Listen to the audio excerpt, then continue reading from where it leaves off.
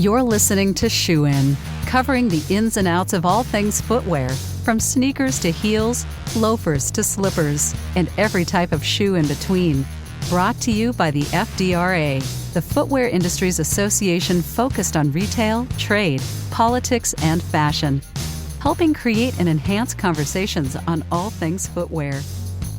Sandy Mines, one of the things I love about your career in the industry is that you were at Footwear News for almost 20 years. You were born at a slipper factory, technically. Like, your mother gave birth to you at the slipper factory in New York, New Jersey. I should know this. Anyway, where I'm going with this is that we've seen a lot in our careers when it comes to technology, when it comes to solutions for the industry. We've seen all kinds of promises and all kinds of things come and go just based on where we've served. You at Footwear News and now at FDRA, me at FDRA. And rarely does something come along where you're like, you know what? This thing is legit. And we've had that recently happening where you reached out to me and you said, you know what, Matt? This thing is legit. And it's the person on our program today is going to walk us through this thing that is legit because it just seems really cool. We're very excited about it. New FDRA members, just making inroads in the industry very quickly. And so I don't want to steal all your introductory thunder, but I want to welcome you as my partner in crime and also turn over the role of introduction queen so that you can tell us exactly who's on today's program. Great. Thanks, Matt. My mother gave birth in a hospital. For the record. And then a few years later, my father left the banking industry and went to work for SG Goldberg at the time, where that was located in Hackensack, New Jersey. That was one of the world's largest slipper factories at that time. Obviously, things progressed and it grew into different markets and industries. But that's your shoe story. That's my shoe story. Enough about me, because I am not the star on today's episode. I am here to introduce a new technology leader in our industry. His name is Franz Tschimben, and he is the co-founder of Covision Media. And I'm excited to have him join us today because he's new to the market. He has some fresh, great ideas. He's done a world tour already. Meeting a lot of phenomenal footwear partners. So welcome, Franz, and please introduce yourself and tell us your shoe story. Yeah, thanks, Sandy and Matt, for having me. Excited to be here. We are a company called Covision Media. It's just a reference to the technology we leverage, which is computer vision, machine learning. So we make sense out of images, and what we have developed is basically a very high performance 3D scanner for the footwear industry. You can think of it as a device 7 foot by 7 foot and the 7 foot in height. You just place an item in there, in this case, any kind of shoe or sandal or whatever kind of object you want to scan, hit one button and the 3D model of the highest quality comes out of it. And it is then used for a variety of use cases ranging from virtual try-on, meaning augmented reality, to actually 2D virtual photography, so the 2D that is generated from the 3D. And the distinguishing factor is as well that I think right now it's probably the highest quality that you can get anywhere in any kind of 3D model. It's the digital twin that gets created from the product actually. And we do this at massive amounts of throughput, so up to about 15K models per scanner per year. I don't understand about half of what you said, but I've seen it visually and it is amazing. And so, Franz, talk to us about what differentiates Covision from what was already out there. What was the problem that you saw as an entrepreneur and an innovator that you said, you know what, the marketplace needs this, it's not out there, and I'm going to go create it? Yeah, that's actually a great question. So 3D scanning was there before. We certainly did not invent that field.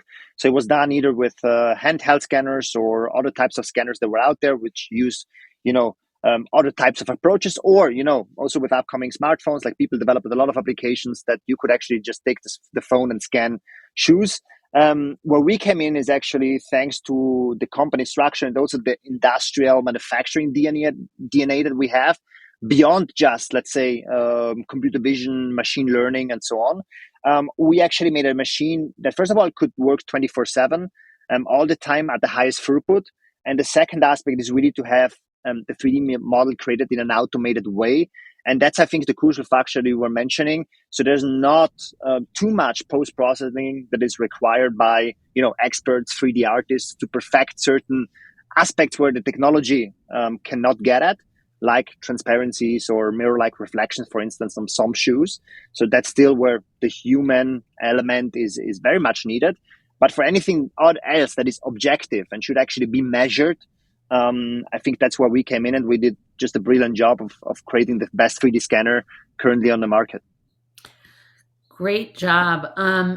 Tell us a little bit about the last 6 months for you. I know you've recently launched some of this new technology. You've brought on some new great brands. Tell us about who you're working with and what you see yourself doing over the next 3 to 6 months to enter the market. I know you've taken a tour of the US recently and met with some great partners.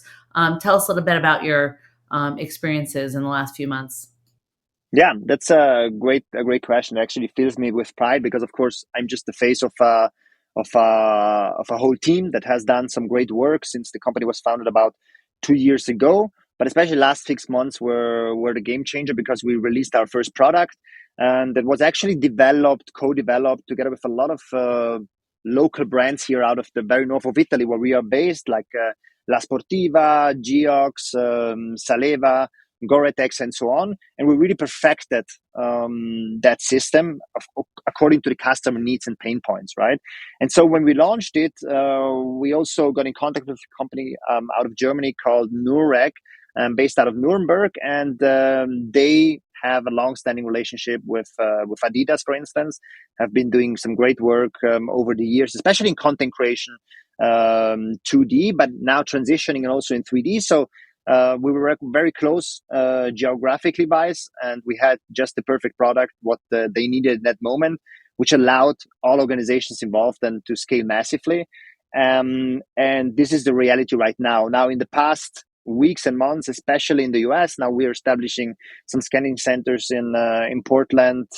We have some deployments in Seattle as well. So what I did, especially over the past weeks, was to connect with the footwear industry there, but also to connect with the technology players who are creating, let's say, the means or the platforms where then the 3D models are being displayed, right? So the largest e-commerce platforms, the largest social network platforms, all these players are interested in creating an ecosystem where, at the end of the day, the final consumer can just access at ease the beautiful product digitally.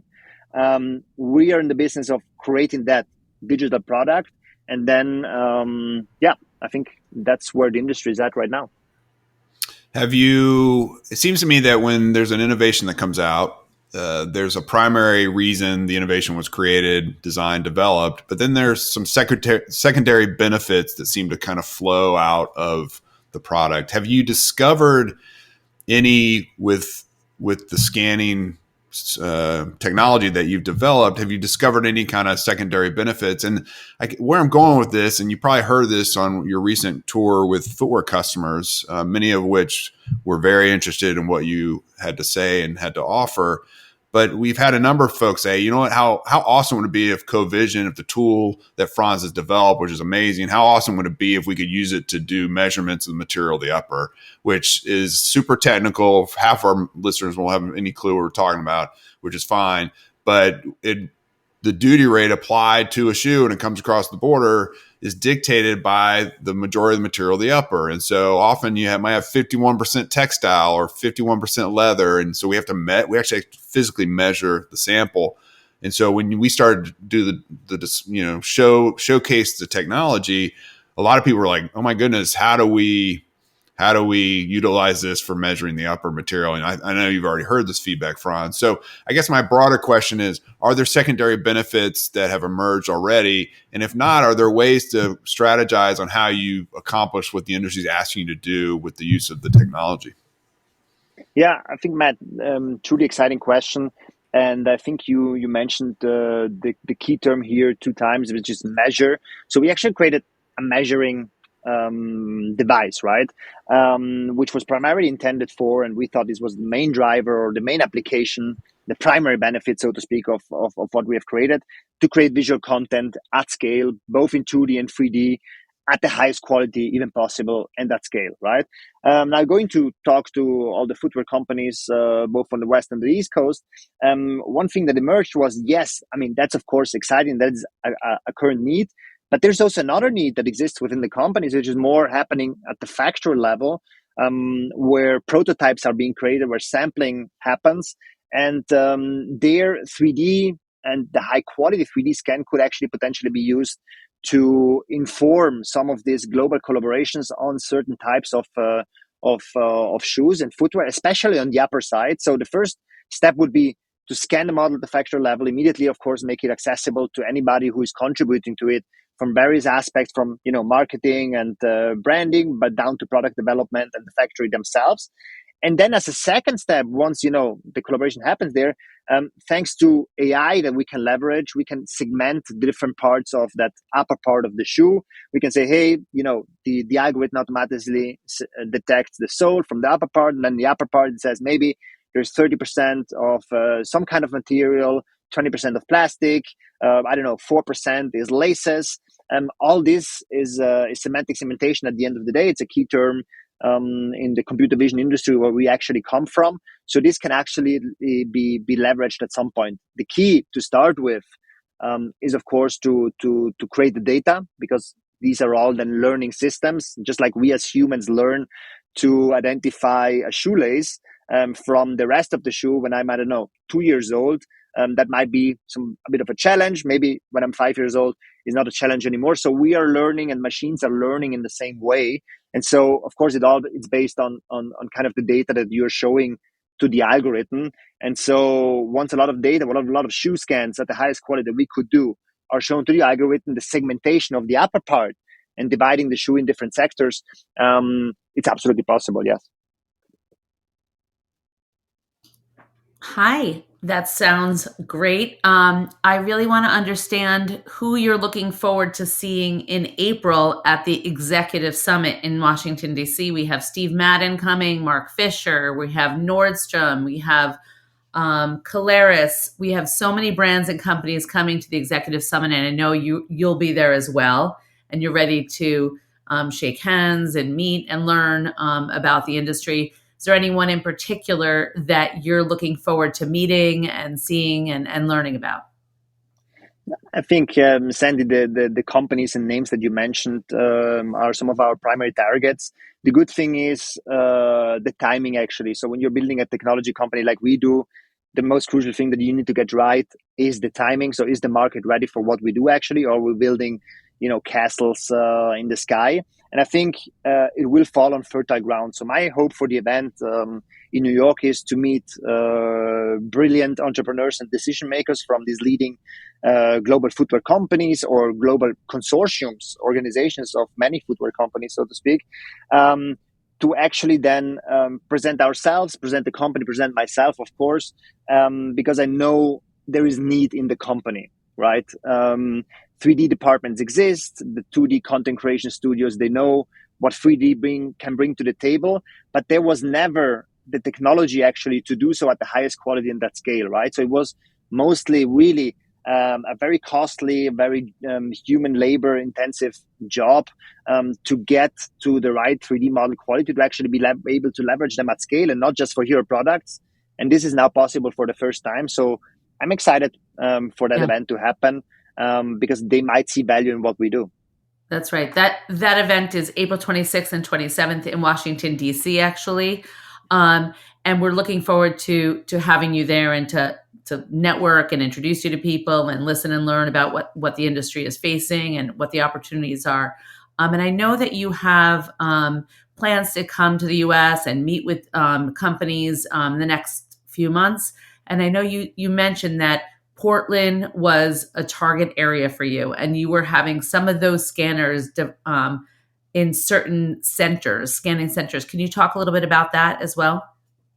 Yeah, so what we're doing basically right now, not only in Portland, all over the crucial areas, hopefully also soon in Boston, New York City, perhaps LA, is to partner up with content creation studios to have our scanners in loco, actually in the places where the customers are, so that actually the sending of the samples, the logistics, the styling, as well as some of the post-processing efforts that are still needed, is everything is already in place. We just deliver the great technology, but the customers, the footwear brands, could have an end-to-end solution from us. Or that's the secondary way. If the company already has an internal content creation studio, so this is not outsourced, they could directly, buy the scanner from us or buy the service from us. That is as well. So these two ways are possible. Yeah. And just looking at the pricing, Franz, if you want to talk a little bit about that, it seems actually highly, very attainable, depending on how much product you want to have scanned and put out there. That we're not talking about massive amounts of investment. You guys have taken that on, and so you're commercializing it and scaling it to the industry. And so talk more about how the pricing works. Yeah, I mean, just great question again. Before talking about the pricing, maybe just briefly the business model. So we sell the hardware and then we license the software on top of it. This specific move was done, or this specific model was put in place just so that we can regularly push updates that are coming from us and from the industry. There's so much happening, as you might have witnessed in the last months, on computer vision, machine learning technology, and what it can actually bring to products. And this is what we're actually working on a daily basis. We're just pushing regularly these updates. So it means you buy a scanner today, that scanner will be way better in a year from now, or in even 4 or 5 months from now, both on the throughput as well as the quality we're able to deliver. Now to the pricing. So the scanner itself costs around $300,000. And the scans, vary a bit in terms of throughput, but let's say an average could be between 85 and 95 US dollars. Got it. And let me ask you this question. A lot of what we do is trying to figure out what consumers want and how do we track with consumer behavior. And consumers, and we're all consumers, we're fickle people, right? We want it now. We want it yesterday. We want it on our terms. We want to return it if it sucks. These are all things that we demand. And so as brands and retailers, you're constantly trying to figure out, what does the consumer want, for crying out loud. As a company that services the retailers trying to figure out what brands or what consumers want, how do you kind of strategize about, okay, we've built this system now, but we can't rest on our laurels. And you talked about the machine learning, maybe that's part of it, but beyond that, what's the next thing? Like, what do we need to do to continue to be, is there going to be a hologram the consumer wants, like in their hand at some point? Like, how do you kind of map out the future, what it looks like for the technology? Yeah, I mean, again, I think that's a very good question. Right now, actually, I think the pieces of the puzzle are already there in terms of technology. Like AR right now, I think informs about 6 out of 10 online shoppers in making a more educated decision whether buying a product or not.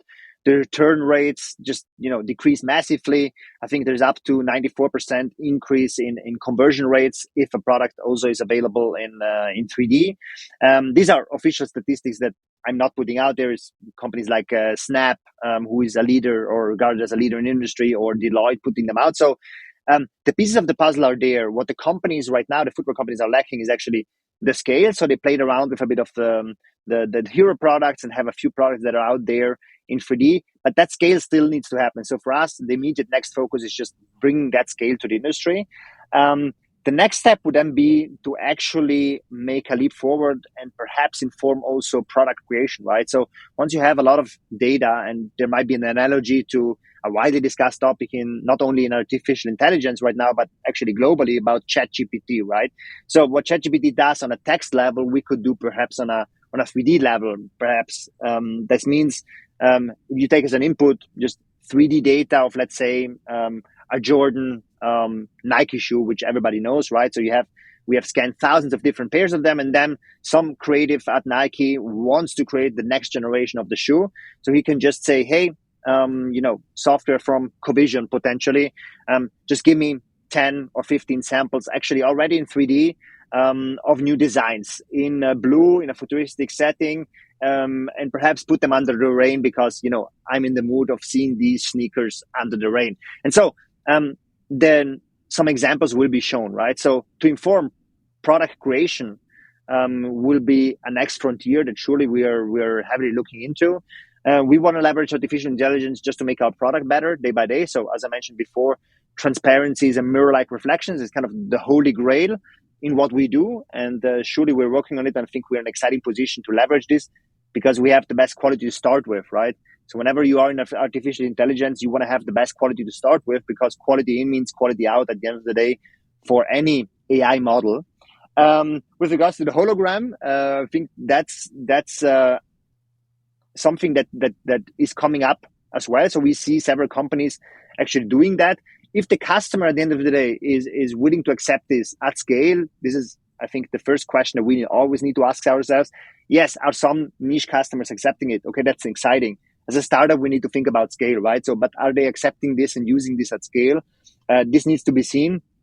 But a lot of things are possible in the visual space, especially with artificial intelligence. It's really been exciting to see what happened in the past few months. It was a long time coming for us that are in the industry because we saw the research papers, we saw the development, but this will be the next frontier. And you need to have amazing 3D models to be able to leverage that. And that's why I think we're well positioned to take advantage of that. Nice. You have a lot to talk about, a lot of goals, a lot of vision for the future of the footwear industry in terms of scanning and product development and design. And that's really exciting. I think that you're on your way, and I'd love to share the way that people in this industry can get in touch with you and hear more about it. So can you share where they can learn and tell everybody about how they can access you? Yeah, so the first place to go to would be covisionmedialab.com or directly add me on LinkedIn, Franz Tschimben. I mean, it's a complicated name, but Frank, hopefully through the podcast, the last name will be, you can figure it, or look for Franz Covision. You will find me on online, and then I think that's the best way to reach out to me. So this has been a really fascinating conversation, friends, because we've been talking a lot about AI recently. We actually just published a podcast on AI, and we've been focused on it. And there's a website, a gentleman out of Europe, I think out of Amsterdam, I believe. He has a website called This Sneaker Does Not Exist. And it is an AI program that he scraped 50,000 sneaker images off the web, and then it suggests designs. And it's an interesting model, but it's got us thinking about intellectual property, because if the derivative, if you take 50,000 images and there's a derivative of that is an AI generated design and it looks like an Air Jordan, you're going to have problems from a legal perspective. But the cool thing about Covision is that internal to brands, they can have their own catalog, high res catalog, 3D scanned images, and they can do their own scraping internally. They own the IP, and then it can suggest a design that is protected and that is iconic and kind of latches on to some of the things. That to me, it seems like the really legitimate IP scan opportunity for brands to utilize. And I know we're kind of closing out, but that was the last thing that was kind of rattling around in my brain. So it seems like it's a really cool solution for those companies that want to utilize AI and produce protected items that mirror what their brand image has been for many, many years. Yeah, absolutely. I mean, we have no intention at all. First of all, it doesn't make any sense for us to touch anything that is the IP of our customers. Right. I think they put the creative minds behind some of the iconic or not iconic footwear that we've seen out there. And that, in my perspective, will stay like it has been. So AI, I don't think will change that dramatically. But of course, there's lots of discussions to be had to figure that out, to figure that topic out at large, I would say. But I think it's a very interesting point, Matt. Yeah. Yeah. Well, thanks for coming on and educating us, Franz, and for being a part of FDRA. We look forward to seeing you in April. We appreciate your membership and look forward to continuing our collaboration together. Same here. Absolutely looking forward to it, and see you all in April. Sweet. Sandy, thanks for introducing me to Franz and to Covision. It was a cool find. I'm super excited about the partnership, and thanks for joining us on Shoeing as well. Thank you. All right. Well, this has been another exciting edition of the program. We want you to make sure that you are going to our archives and going to shoeandshow.com to check out all the exciting episodes that we've recorded over the last several years. We also ask that you subscribe to us, share this with your colleagues in particular who may not have listened to the program. And if you want to come to DC, go to shoeexecutive.com for the event. All the information is there. And if you want a special invite, because it is invite only, you can send us a note. info@fdra.org is the email, and we will provide you with a link to register. But until next time, thanks for listening, and Shoe and Show is out. Shoe-In has been brought to you by the FDRA, the Footwear Industries Association focused on retail, trade, politics, and fashion, helping create and enhance conversations on all things footwear. For information about FDRA, visit fdra.org.